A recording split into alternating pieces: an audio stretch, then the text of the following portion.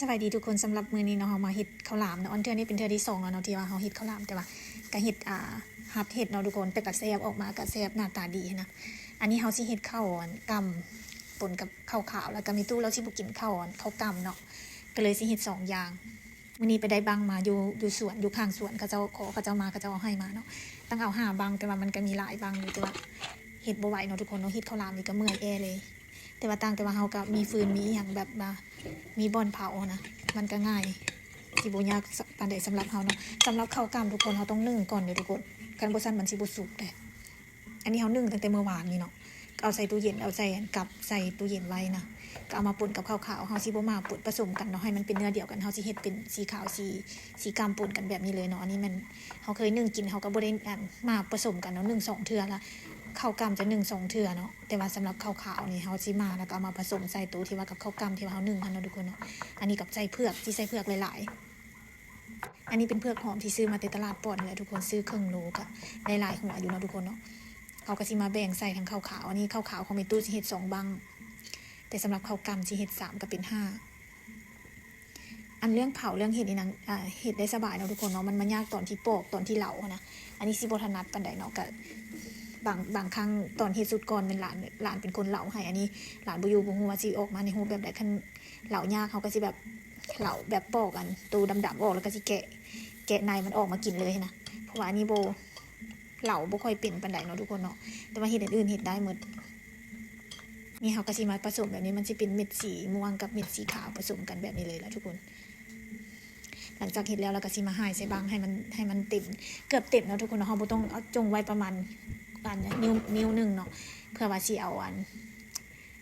อย่างขี้มะพร้าวที่ว่าเฮาคั่นน้ำหัวมันออกนะเอามายัดไว้อัดปากเพื่อว่าบ่ให้มันขี้ฝุ่นเข้าหรือว่ามันปูดออกนะทุกคนเคยเฮ็ดข้างทบิดแล้วแซ่บนะทุกคนเนาะเฮาก็อันนี้เฮาสิบ่มักหวานปานใดแต่ว่าเขาเจ้าเฮ็ดขายเขาเจ้าสิใส่น้ำตาลหลายนะนี่สิบ่มักปานใดเนาะก็ใส่น้ำตาลก็สิบ่ใส่หลายปานใดแต่ว่าของมีตู้นี่เพิ่นสิบ่ใส่เลยเนาะแต่ก็สิใส่เพิ่นน้อยนึงมีตู้แล้วสิบ่กินหวานเลยแล้วสิบ่ใส่น้ำตาลเลยก็สิแยกออกให้เราแล้วเราก็สิบ่กินข้าวกล้ำบ่กินน้ำตาลนั้นหลังจากที่ให้มีตู้เรียบร้อยแล้วเฮาก็จังสิมาให้ของตัวเองเนาะเพราะของตัวเองมันต้องใส่น้ำตาลน้อยนึงวันอาทิตย์มื้อเนาะมื้อนี้มีหลายๆอย่างที่เฮ็ดเลยแบบเพียบเลยทุกคนเพราะว่ามื้อนี้จะต้องปลูกกันกะหล่ำปีนะแล้วก็เฮ็ดห่านนั่นผักอีหยังห่านมักบวบมักลอยนะเพราะว่ายังต้องไปซื้อไม้อยู่ข้างสวนเลยเนาะเพราะว่าไม้มันบ่พอก็สิเอามาเฮ็ดแบบใกล้ๆให้มันพอได้ขึ้นเนี่ยนะทุกคนเพราะว่ามันเริ่มเขาจะเอิ้นว่าหยังมันเลื่อยแล้วนะสิเฮ็ดตั้งแต่3อาทิตย์ที่แล้วเนาะยังบ่แล้วเนาะทุกคนเนาะจนว่ามันนั่นจนมันสิออกดอกแล้วนะก็เลยมื้อนี้สิเฮ็ดหลายอย่างเลยเฮ็ดข้าวหลามเด้แล้วก็สิมาบ่งผักกันกะหล่ำปีแล้วก็สิเฮ็ดข้างมักลอยเนาะทุกคนเนาะแต่ก็สิแบบเกี่ยมไว้แต่สำหรับอันนี้เห็นเฮาสิเกี่ยมไว้แต่ว่าสิเผาตำแลงเผาต้นสวยมันร้อนเนาะทุกคนเนาะต้นสวยเฮาก็สิมีอันเฮ็ดนะมีอันเฮือนถูเฮือนแล้วก็สิล้างห้องน้ำแล้วก็สิอาบน้ำให้หมา3ตัวซักเครื่องบนนอนหมาซักเครื่องบนนอนตัวเองทุกคนหลังจากแล้วเรียบร้อยแล้วก็สิมานอนพักผ่อนหน่อยนึงแล้วก็สิลงมาเผาข้าวหลามนะเผาข้าวหลามสุกก็สิปาไว้ให้มันเย็นอันนี้มะพร้าวทุกคนมะพร้าวเขาได้มาบ่หลายเนาะเฮามื้อนั้นไปตลาดบึงทานหลวงนะลืมซื้อมาไปตลาดน้อยก็เลยเหลือน้อยเดียวเขาเจ้า20,000กีบได้เท่านี้แหละทุกคนก็เลยสิเอามาใส่มันน่าจะบ่มันปานตอนที่แรกที่ว่าเฮ็ดก็ได้อยู่เนาะทุกคนเนาะอันนี้ก็บ่ควรจะใส่มันเกินเฮ็ดนะเพราะว่าอันนี้เฮาเฮ็ดกินเองบางคนก็จะสิใส่น้ำแบบว่าบ่เต็มปานใดนะอันนี้สิใส่เต็มเลยเด้อทุกคนเพราะว่าอันนี้เฮามีข้าวกล้ำน้ำเนาะแล้วก็สิค่อยเผาแล้วอีกอย่างนึงบางค่อนข้างจะหนามันน่าจะบ่มีปัญหาเรื่องใส่น้ำหลายเนาะเฮ็ดให้ข้าวสุกดีแต่ว่าข้าวก็เป็นข้าวใหม่เนาะทุกคนแต่ว่าข้าวกล้ำเฮาก็จะนึ่งเทื่อนึงแล้วมันก็สิน่าจะบ่มีปัญหาอันนี้เป็นไม้ไผ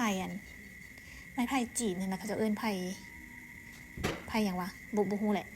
ที่ว่าก็จะตัดมาเฮ็ดแต่มันก็ใช้ได้คือกันเนาะปัจจุบันนี้เขาเจ้าก็ใช้ไม้อันนี้แหละที่ว่าเฮ็ดบังข้าวหลามนะไม้ที่ว่าดั้งเดิมเฮานะอยู่ในเมืองมันก็จะบ่ค่อยมีเนาะแต่ว่าไม้อันนี้ก็ใช้ได้ถ้าใครบ่เคยเฮ็ดก็ลองมาเฮ็ดเบิ่งมันก็สิบอกว่าซื้อกินดีกว่าแหละแต่ว่าอันนี้เฮาก็ได้รสชาติที่ว่าเฮาอยากกินนะแต่ว่าเฮ็ดเองมันก็จะแซ่บแบบได้รสชาติที่แบบที่เฮาอยากได้แต่ว่าอยู่เชียงดานี่เขาจะสิมีเจ้านึงเนาะอยากมักรสชาติแบบใดไปสั่งเราได้เนาะทุกคนเนาะเราเฮ็ดแซ่บแต่ว่าเฮาอยากเฮ็ดเอ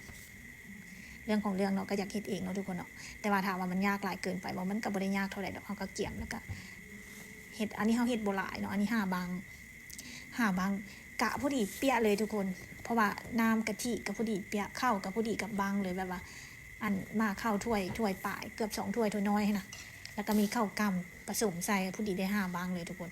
บ่เหลือเลยเพื่อก็ใส่ทั้งหมดเลยที่ครึ่งโลที่เราซื้อมานะใส่หมดเลยที่เราไปซื้อกระเจ้าสิใส่หวานๆแบบออกเค็มๆแล้วก็แบบสำหรับน้ำกะทิเราก็สิใส่เกลือน้ำตาลเท่านั้นเนาะทุกคนบางคนก็สิมักจัดกระเจ้าเวลากระเจ้าปรุงกระเจ้าสิค่อนข้างจะเฮ็ดจัดเลยทุกคนแต่ว่าอันนี้เรามักรสชาติแบบธรรมดานะจะบ่จัดบ่จานเกินไปบ่เค็มเกินไปแล้วบ่หวานบ่มันเกินไปนะมีตู้นี้เพิ่นกิน2 ครั้งแล้วก็ยังบ่อิ่มเนาะเพิ่นก็ยังอยากอีกอยู่อันนี้คือสิแบบ2 บางนี่คือสิเซากินเลยแหละเพราะว่ากินจนแบบมื้อทำอิฐที่เฮ็ดให้เรานะทุกคนเรากินจนหมดเลยได้บางครึ่งนะของตัวเองก็กินหมดเลยคือกันอันนี้ของเรา2 บางบ่ฮู้ว่าเราสิกินหมดบ่เพราะว่าตอนแรกนี่เราน่าจะกินเป็นบางนึงแล้วแหละเอาให้เรานะอันนี้เขาเฮ็ดเรียบร้อยแล้วเขาจะมาตัดคลิปเนาะก็เลยแบบว่าเขาก็เลยเร่งรัดว่ามีตู้เรากินจังได๋ให้นะอันนี้เฮ็ดเรียบร้อยแล้วเอามาให้เพิ่นกินให้นะกินเป็นบังเลยทุกคนธรรมดาเพิ่นกินข้าวแล้วเด้แต่ของพี่ตู้นี่เราสิใส่เผือกเราสิบ่ใส่มันดางอันนี้มื้อนี้ก็บ่ได้ใส่มันดางเนาะมันหวานนะปกติก็สิใส่ปนกันอันนี้มีแต่เผือกเรียบร้อยแล้วเราก็สิเอาลงมาเผาแบบนี้แหละทุกคนอันนี้ที่เกี่ยมไว้เผาอันเฮาเผาสุดแล้วนี่เฮาก็ยังบ่ทันได้มากเนาะมันก็ยังอยู่คือเก่าเนาะเพราะว่ามีเหล็กมีอีหยังอยู่เฮือนนี่แล้วก็มีไม้ที่ว่าสร้างก็จะเอาเฮ็ดไม้แบบไม้อีหยังนะเฮาก็มาดังแล้วก็เอามาเผาหอมไปทั่วบ้านเลยเวลาตอนเผานะไผก็ไข่ตู่มาเบิ่งทุกคนมาเฮ็ดหยังกันนะเพราะว่ากลิ่นมันหอมมันเวลาเผาแล้วกินนั้นน้ำมันมะพร้าวนะหอมแบบไปทั่วเลยนี่แหละมันก็จะแบบอันเวลาบ้างนะทุกคนบ้างถ้าบ้างมันหนามันก็จะเผาง่ายเผาสบายเนาะเขาจะดังไฟใส่แบบตามใจเลยแบบว่าแต่ว่าทานบ้างมันบางนะเขาก็จะได้คอยเผาใส่ไฟอ่อนๆอันนี้ก็ใส่เต็มที่เลยโฮบอนเขาเผานะใส่เวลาประมาณชั่วโมงป่ายน้อยนึงทุกคนมันจึงสุกกำลังเคลียร์บนโทรศัพท์แล้วก็มันปีนเอียงนะมันก็ค่อนข้างจะฮ้อนเลยทุกคนแต่ว่าเขาก็ใส่เอียงหองเอาแต่ว่าเวลามืออาชีพกับเจ้าชีแบบมีผ้านะจึกแล้วก็ปีนอันนี้เห็นกับเจ้าเห็ดเนาะแต่ว่าอันนี้ก็แบบพวกเป็นมืออาชีพปานใดก็ค่อยๆเห็ดเนาะได้อยู่ทุกคนอันลูก2 ตัวก็มานั่งเฝ้าอันมีผูกกับแพนด้านะมากเลยเขาหลามนะลูน่าก็มักคือกันหมดมือเลยเนาะทุกคนเนาะมื้อนี้เนาะอยู่บ้านบ่ได้ไปใส่เพราะว่ามันเสาร์พยายามซื้อเครื่องซื้อของไปตลาดอีหยังนะซื้อให้ครบเลยแล้วก็วันอาทิตย์สิบ่ได้ออกไปใส่ให้นะก็สิมีแต่อยู่บ้านแล้วก็เฮ็ดเกี่ยมเฮ็ดเลยเพราะว่ามันมีหลายอย่างที่เฮ็ดเนาะมื้อเช้าตอนเช้านี่นะไฟบ่มาทุกคนก่อนจะไฟมาก็ประมาณ 11 โมงก็ซักเครื่องก็ค้างไว้หลังจากที่ว่าซักเครื่องเรียบร้อยแล้วไฟมาซักเครื่องเรียบร้อยก็ไปตากแล้วก็เกี่ยมมาเฮ็ดข้าวหลามนะทุกคนมื้อนี้นะก็หมดมือเลยใช้เวลาหมดมือเลย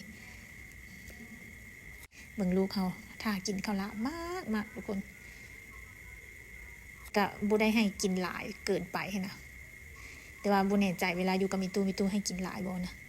เพราะว่าข้าวหลามบางบักใหญ่มีตู้ก็เอาแบ่งให้เห็นทั้ง3 ตู้นี่กินนำนะก็หมดเป็นบาง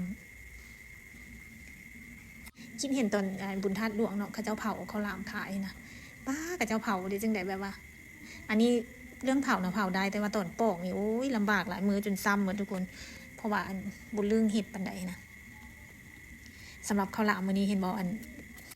ก่อนหน้าที่จะมาปอกข้าวหลามนี่ทุกคนอันนี้ไปปลูกผักมาแล้วเรียบร้อยแล้วนี่พอดีข้าวหลามเย็นพอดีก็เลยมาปอกเนาะเพราะว่ามันค่ำแล้วนะหิวข้าวทุกคนเพราะว่าเกี่ยวปอกแล้วยุงก็หลายนะตอนแรงค่ำนะเกี่ยวปอกแล้วก็สิแบบเฝ้าขึ้นเมืองกินข้าวอย่างกินข้าวแล้วก็สิมาเหล่าโตนะบ่ฮู้ว่าเหล่านี่สิออกมารูปแบบใดน่าจะแบบบ่รอดดอกทุกคนอันเหล่านี้น่าจะปอกแล้วสิแกะเอาแต่ในมันเพราะว่าบ่รอด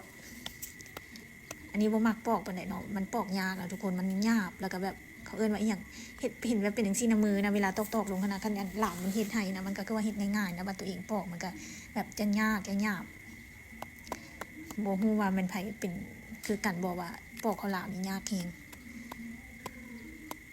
ถ้าเป็นมื้อนั้นมื้อทำอิฐที่เฮ็ด3 บางนะมันก็โอเคเนาะทุกคนเนาะมื้อนี้เฮ็ด5 บางป้าถั่วปอกบางอย่างยากเลยอันนี้สิปอกแต่เปลือกมันออกอย่างสีขาวๆแล้วก็สิแกะเอาเลยแหละทุกคนแต่ว่าก็สิปอกให้แต่ของมีตู้หั่น2 บางหั่นแล้วก็สิปอกของตัวเองตัวนึงหั่นงามๆหั่นเหลือนั่นก็สิแกะเอาทางในมันเพราะว่าบ่รอด เมื่อยแหงเนาะมื้อนี้น้องเฮ็ดหลายอย่างโพดแล้วมันก็เลยแบบใจบ่เอาแล้วนะเรียบร้อยแล้วบางหนึ่งในที่สุดก็แล้วทั้ง4บางเนาะทุกคนเนาะก็เลยสิมาโปอกให้แม่ตู้กินก่อนเพราะว่ามันค่ำแล้วนะหลังจากที่ว่าโปอกให้แม่ตู้แล้วก็สิไปหากินข้าวก่อนแล้วจังสิมาโปอกโตเนาะทุกคนเนาะสำหรับคลิปนี้สำหรับข้าวหลามเฮาก็หมดได้เท่านี้เนาะทุกคนเนาะบ๊ายบายพบกันใหม่ในคลิปหน้า